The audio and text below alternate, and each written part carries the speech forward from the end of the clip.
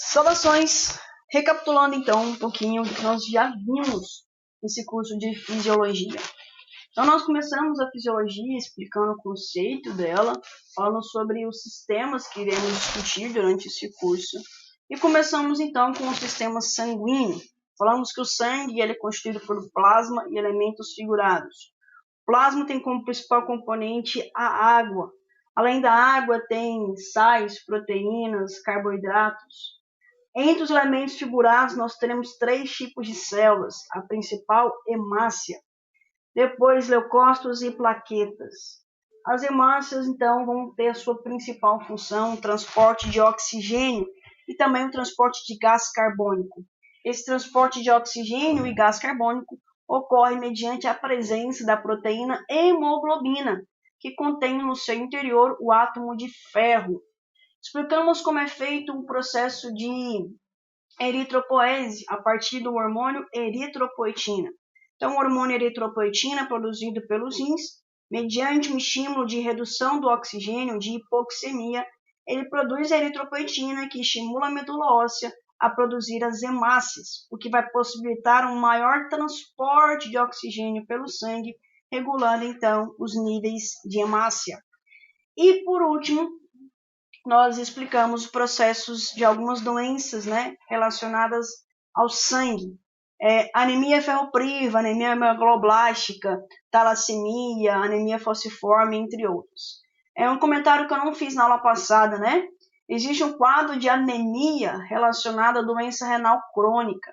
Então, como os rins produzem a eritropoetina, quando esses rins param de funcionar ou estão com deficiência, diminui a quantidade de eritropoetina em níveis que não são mais fisiológicos. Então, a eritropoetina que a pessoa produz já não é mais suficiente para produzir as hemácias em quantidade fisiológica.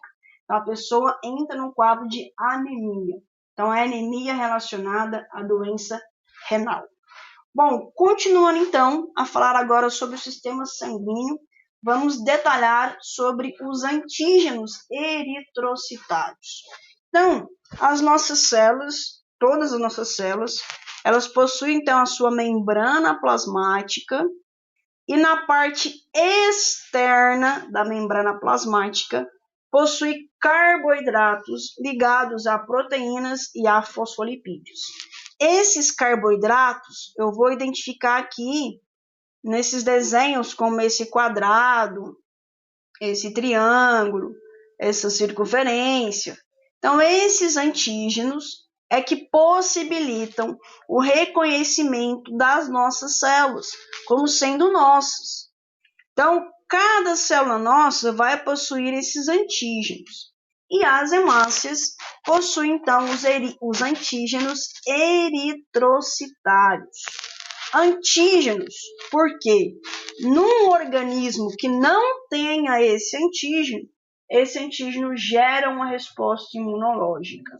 Então, no nosso sangue, as nossas hemácias possuem 29 sistemas de antígenos, 29 tipos diferentes de sistemas de antígenos. Os mais importantes, os mais relevantes, os que geram maior resposta imunológica, são os antígenos do sistema ABO e os antígenos do sistema Rhesus, também chamado de fator RH. Então, nós vamos aqui nessa aula de agora explicar esses antígenos. Então, os antígenos, quando no corpo que não o tem, ele vai produzir anticorpos naturais, que são os IgGs e os IgMs. Então, por exemplo, um sangue A que receba um sangue B, ele vai produzir, então, anticorpos anti-B, que serão anticorpos IgG e anticorpos IgM. Então, aqui nós temos um desenho melhor que o meu, Então, nós temos aqui o tipo sanguíneo tipo A. O tipo sanguíneo tipo A recebe esse nome porque na parte externa da hemácia ela possui o antígeno A. O sangue tipo B possui o antígeno tipo B. O sangue tipo AB possuirá o antígeno A e o antígeno B. Então, repara que o antígeno A é esse triângulozinho, esse cone, né? Cone verde. Então, aqui nós temos o antígeno A, ó, cone verde. Vários deles. E o antígeno B é essa bolinha azul. Nós temos aqui ela. Então, a hemácia, que é do sangue tipo AB, possuirá tanto antígeno A quanto antígeno B. E o sangue tipo O?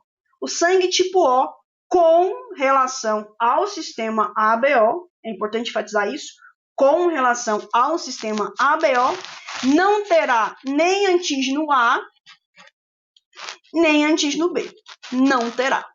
Então, nós vamos falar que ele é sem antígenos. Bom, um sangue que tenha um antígeno, então, por exemplo, um indivíduo tipo A, ele é constantemente exposto no dia a dia a substâncias que possuem semelhança com o antígeno B. Então, um indivíduo tipo A, ele vai possuir no seu sangue anticorpo anti-B. Anticorpo anti-B. Então, se eu tiver contato com o sangue tipo B, os meus anticorpos vão destruir esse sangue que eu recebi. Então, um indivíduo tipo A produz anticorpos anti-B. Através do nosso dia a dia, nós somos expostos a diferentes substâncias semelhantes a esses antígenos. Então, um indivíduo tipo A, ele vai receber um sangue tipo B, que ele vai ter no sangue um anticorpo anti-A, foi doado. Essa pessoa vai produzir ainda mais anticorpos anti-A. O anticorpo anti-A, ele é mais potente do que um anticorpo anti-A natural. Então, uma pessoa, um indivíduo que receba, no caso é o contrário, o tipo A ele vai doar para o tipo B, ele vai então destruir as células que ele recebeu doadas, do tipo diferente do dele, que vai gerar uma anemia hemolítica. Bom, para identificar melhor, nós temos esse esquema que mostra esses antígenos. Então, qual que é o antígeno A, de fato? É a N-acetilgalactosamina. O antígeno B é a D-galactose. E o antígeno O, ele é presente em todos. Então, a gente fala que é sem antígeno, porque é comum a todos. Então, na verdade, a gente até tem o antígeno O, né? Mas como é comum a todos, nós falamos que é sem antígeno. E aqui nós temos, então, um sangue tipo A. Ele possui na sua superfície antígenos A. E produzirá no seu sangue anticorpos. Isso aqui é anticorpo anti-B. Então, se ele receber um sangue B, ele vai causar a anemia hemolítica, que eu expliquei nesse slide aqui. Uma pessoa que é sangue tipo B produz na superfície da hemácia antígeno tipo B e produzirá no sangue anticorpo anti-A. O sangue tipo AB produz antígeno anti-A e anti-B e não produzirá anticorpo nem anti-A e nem anticorpo anti-B. O grupo O não produz antígeno A e nem antígeno B, mas produzirá anticorpos anti-A e anti-B. Bom, com relação aos tipos sanguíneos, então, eu tenho aqui um doador com sangue tipo B, que vai ser esses conezinhos azuis. E eu tenho um receptor com sangue tipo O. Então, eu vou receber, a pessoa, ela é tipo A, e ela vai receber um sangue tipo B. Isso faz, então, que há uma grande junção de anticorpos anti-B. Então, os glóbulos vermelhos do doador vão se aglutinar e depois vão se romper. E isso, então, a hemoglobina vai se precipitar numa quantidade muito grande que você vai ter no sangue, mas a hemoglobina fora da hemácia. E isso vai prejudicar a função renal. Além disso, esse agrupamento de hemácias do sangue doado vai formar um coágulo no sangue. E esse coágulo vai prejudicar o suprimento de oxigênio, de nutrientes para as células. Então, aqui nós temos a explicação do porquê que um paciente não pode receber sangue, né? Por exemplo, o paciente tipo A não pode receber o sangue tipo B. Bom, para explicar melhor, eu vou aqui usar uma tela. Então, o seguinte, o paciente, ele vai ser um paciente AB. Se ele é um paciente AB, quer dizer que ele possui antígeno A e antígeno B. Quer dizer que ele não possui anticorpo anti-A e não possui anticorpo anti-B. Então, eu vou riscar para entender que ele não possui. Por outro lado, nós temos paciente tipo A. Paciente tipo A, ele possui antígeno A. E ele vai produzir no seu sangue anticorpo anti-B.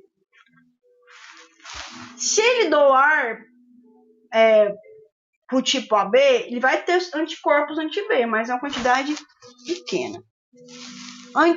Tipo B, ele vai produzir antígeno B e vai produzir anticorpo anti-A. Tipo O.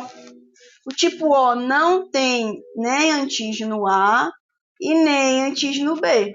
Não tem. Por consequência, o tipo O vai produzir anticorpo anti-A e anticorpo anti-B. Bom, como que é a questão de doar para quem? Quem pode doar para quem? Bom, o tipo O, como ele não tem antígeno, ele pode doar para todo mundo. Professor, e os anticorpos que ele tem? Os anticorpos que ele tem, numa possibilidade, até poderiam ser retirados, mas não são retirados. Os anticorpos que ele tem são poucos para gerar alguma resposta significativa.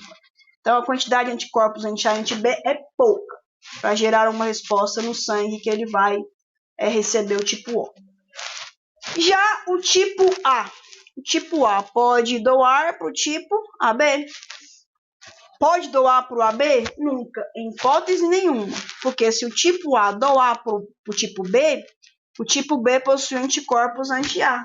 E vai gerar, então, uma resposta de anemia hemolítica e uma função renal alterada. O tipo B doa para o AB. E, claro, todos os tipos doam para eles mesmos, que é essa setinha voltando para o tipo sanguíneo. Bom, então, a partir dessa explicação, nós entendemos que o sistema ABO é por conta da produção de antígenos eritrocitários e a produção de anticorpos no sangue. É importantíssimo, né, uma pessoa saber o tipo sanguíneo para uma situação de emergência, ter que doar um sangue. Mas também, se não souber, a tipagem sanguínea ela é rápida de fazer, a gente consegue fazer em menos de 2 minutos. Só que além do sistema ABO, outro sistema importantíssimo com relação aos antígenos eritrocitários é o sistema Rhesus, ou fator RH. No sistema Rhesus, nós temos vários antígenos. Os principais são os antígenos D, C e E. O mais comum é o antígeno D. Então, nós vamos falar que a pessoa ela é positiva ou negativa se ela tiver o antígeno D, ela é positiva. Se ela não tiver o antígeno D, ela é negativa. O sistema Rhesus, com relação aos antígenos D, C e E, ao contrário do sistema ABO, que nós temos contato com substâncias semelhantes no nosso dia a dia. Então, nós produzimos anticorpo anti-A, anti-B, né, os tipos sanguíneos. O sistema Rhesus, nós não produzimos anticorpo anti-D ou anti-RH, né, que seja, no nosso dia a dia. Nós só vamos produzir anticorpos anti-RH se nós formos expostos a um sangue que seja RH positivo. Bom, talvez tenha ficado um pouco confusa a minha fala, então eu vou aqui ilustrar. Seguinte, vamos pegar um paciente que ele é O negativo. Quer dizer que esse paciente ele não tem antígeno D no sangue dele. Bom, esse paciente O negativo, ele vai ter que receber uma doação de alguém. E durante a doação, não fez a tipagem sanguínea, o paciente era O positivo. Quer dizer que esse paciente ele tem antígeno D. Então, esse paciente O negativo, ele vai receber a doação do sangue de um O positivo. A partir do momento, então, que esse O negativo receber um sangue de um O positivo, esse paciente O negativo, ele vai começar a produzir anticorpo anti-D. Ou também, para ficar mais fácil, anticorpo anti-RH. Então, esse paciente vai começar a destruir o sangue que ele recebeu. Isso acontece com quem é positivo? Não. Então, o paciente ele é positivo, quer dizer que ele tem um antígeno D. Se ele receber o sangue de alguém que for negativo, não terá problema nenhum, porque, no caso, ele tem um antígeno D. Então, ele não vai produzir um anticorpo anti-D. Então, pessoa positiva, fator RH positivo, pode receber de um negativo sem problema nenhum. Então, a tipagem sanguínea, o sistema RH é muito importante, principalmente durante o pré-natal. Durante o pré-natal, então, a partir dos sangues dos pais, é possível fazer uma previsão se o filho vai ser positivo ou negativo e também fazer uma tipagem sanguínea do filho, né? Porque existe um quadro chamado de eritroblastose fetal, no qual a mãe ela é negativa, por exemplo, O, A, B ou AB. Então, essa mãe ela é negativa. E por questão de genética, o filho dela tem 50% de chance de ser negativo ou 50% de chance de ser positivo, né? E isso se o pai for positivo. Então, vou colocar aqui, ó. A mãe é esse espelhinho. A mãe, ela é negativa.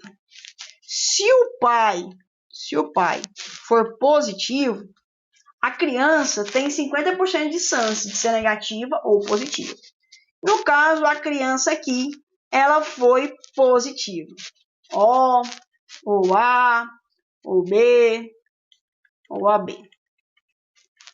Durante a própria gestação, a mãe tem contato com o sangue do filho.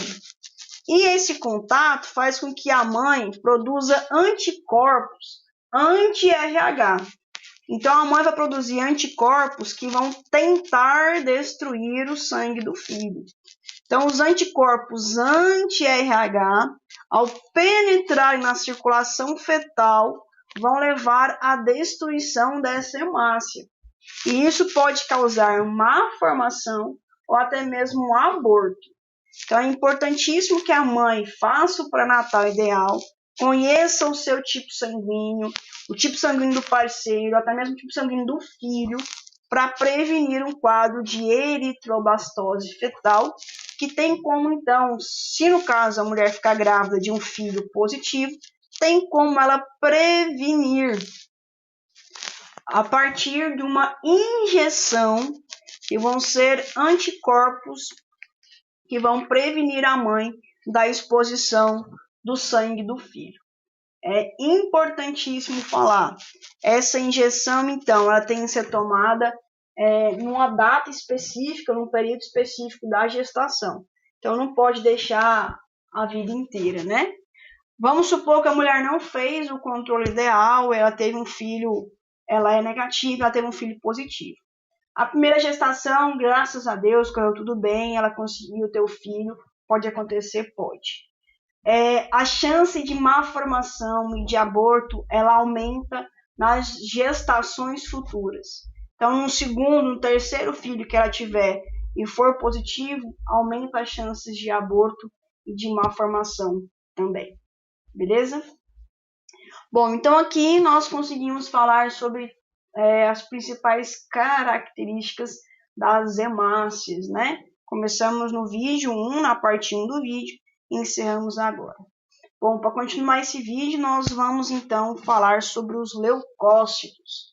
Leucócitos é o que popularmente as pessoas chamam de glóbulos brancos, mas esse termo é errado, o termo certo é leucócitos. Os leucócitos são então as nossas células de defesa. Eles são divididos em dois grandes grupos, o grupo dos granulócitos e o grupo dos linfócitos. Os granulócitos recebem esse nome porque no citoplasma deles existem muitos grânulos. Os granulócitos, eles são responsáveis por nossa resposta imune imediata.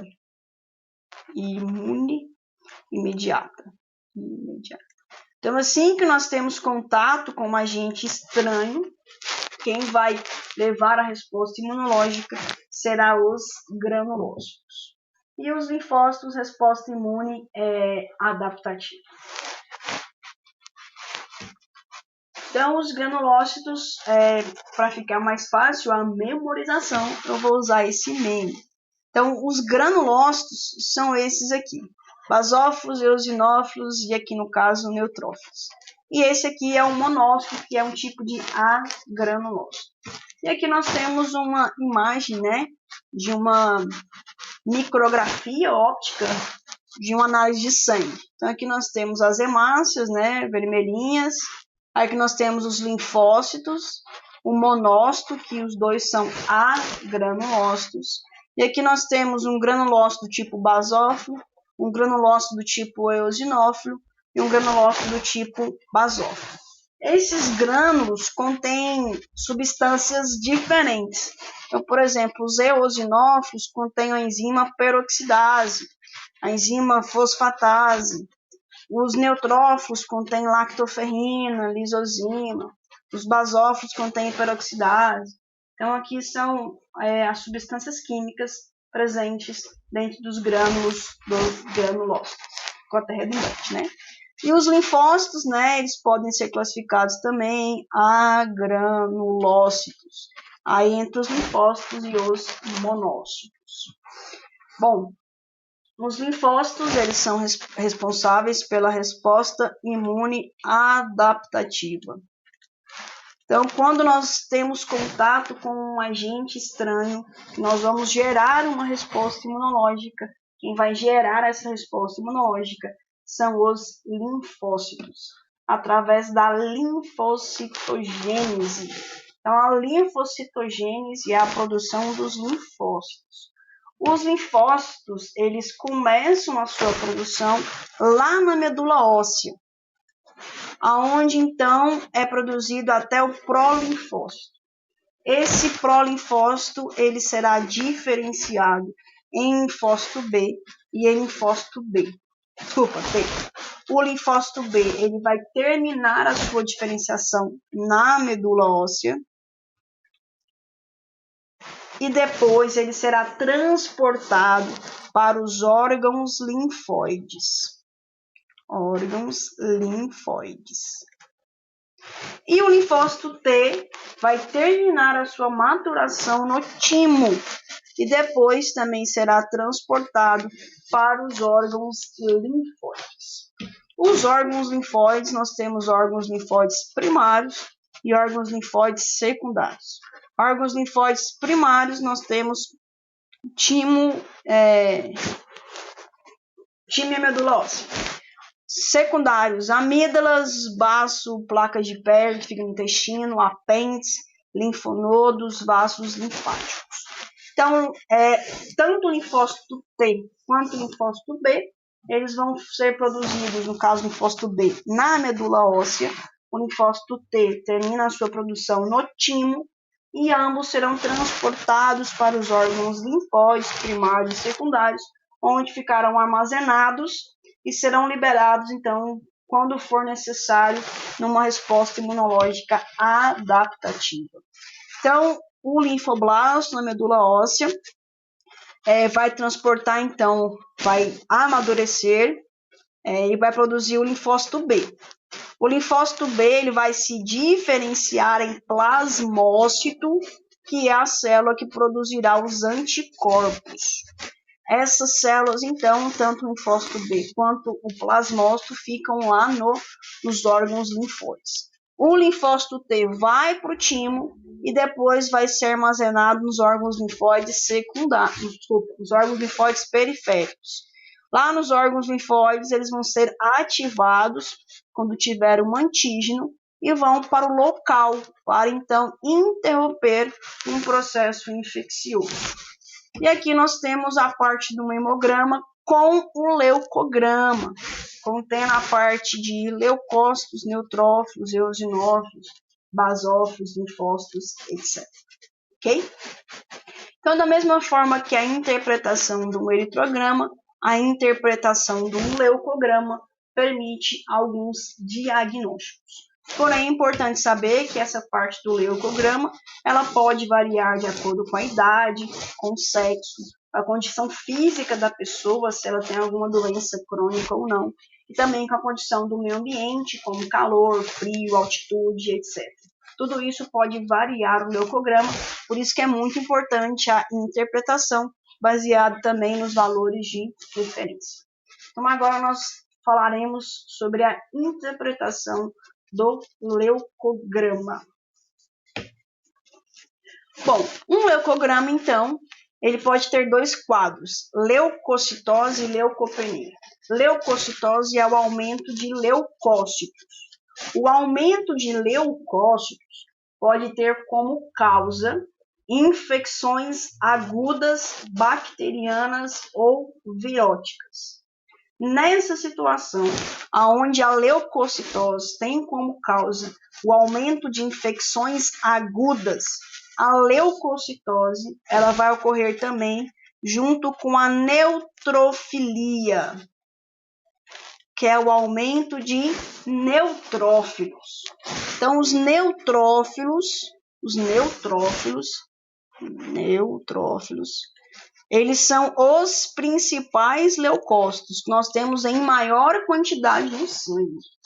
E os neutrófilos são responsáveis pelas respostas inflamatórias agudas. Então, os neutrófilos são responsáveis pelas respostas inflamatórias agudas. Então, uma leucocitose junto com a neutrofilia indica uma infecção aguda bacteriana ou virótica. Em vez de neutrófilo alto, nós podemos ter eosinofilia, que é então o aumento de eosinófilos. A eosinofilia nem sempre ocorre com leucocitose. Então, eu posso ter quantidade de leucócitos normais, mas um aumento de eosinófilos. Essa eosinofilia pode ser uma resposta alérgica ou pode ser uma resposta à infecção parasitária por eumintos em geral. Uma infecção parasitária por eumintos, vermes. Então, nós podemos ter neutrofilia, infecção aguda. Eosinofilia, resposta alérgica ou infecção parasitária. E outro quadro que nós podemos ter é a basofilia, o aumento de basófilos, ainda mais raro. A basofilia vai acontecer em respostas alérgicas. Também a basofilia nem sempre ocorre com leucocitose. Outro caso de leucocitose, de aumento de leucócitos, que nós podemos ter, é quando há um aumento de linfócitos. No caso, há uma linfocitose. A linfocitose ela pode acontecer em infecções mais prolongadas, no fim do processo infeccioso. Então, pode acontecer em infecções mais prolongadas e pode acontecer em linfomas e leucemias. Então, o linfoma é uma neoplasia nos linfonodos e a leucemia é uma neoplasia na medula óssea. Então, aí nós temos as diferentes causas de leucocitose. Vamos agora para a leucopenia. Leucopenia é a redução de leucócitos.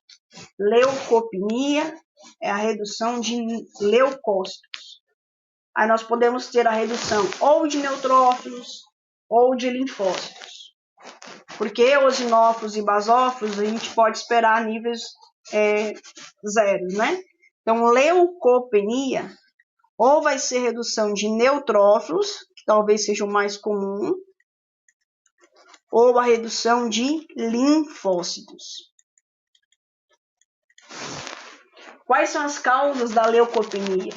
A leucopenia está associada à insuficiência medular, da medula óssea, condição em que há redução da proliferação e maturação, principalmente dos granulócitos da medula óssea. Há uma, então, intensa redução, principalmente dos neutrófilos. Por exemplo, em qual situação? Essa leucopenia pode acontecer como consequência de uma quimioterapia, de uma radioterapia. Então, tudo aquilo que lesione medula óssea vai gerar um quadro de leucopenia. Quimioterapia, radioterapia, alguns fármacos podem causar a leucopenia. Então, nesse vídeo, nós vimos lá no começo os antígenos eritrocitários, os principais, o sistema ABO, e depois o sistema RES, o fator RH. Vimos quem pode doar para quem, qual é a causa, né, a razão fisiológica por trás dessa doação. Vimos leucócitos, os tipos de leucócitos associados à resposta imune inata, resposta imune adaptativa. Conseguimos, então, analisar um hemograma, a parte do leucograma, e analisar se o paciente está com leucocitose ou leucopenia e quais são as possíveis causas da leucocitose e leucopenia. No próximo vídeo, nós iremos falar agora sobre o último tipo de célula do sangue, as plaquetas. Para isso, iremos usar o termo hemostasia. Então, no próximo vídeo, nós iremos estudar a hemostasia. Bom, eu espero que nesse vídeo vocês tenham conseguido entender. Peguem alguns hemogramas aí de vocês, dos familiares de vocês, e interpretem a parte de hemácias e de leucócitos. E verifiquem, então, se vocês conseguem fazer algum tipo de diagnóstico, né, preliminar. Claro que vocês estão aí, são graduandos, né, a grande maioria que está assistindo esse vídeo, não vai fechar um diagnóstico só com hemograma, então é necessário saber interpretar muito bem para conseguir ter noção melhor das doenças, ok? Até breve.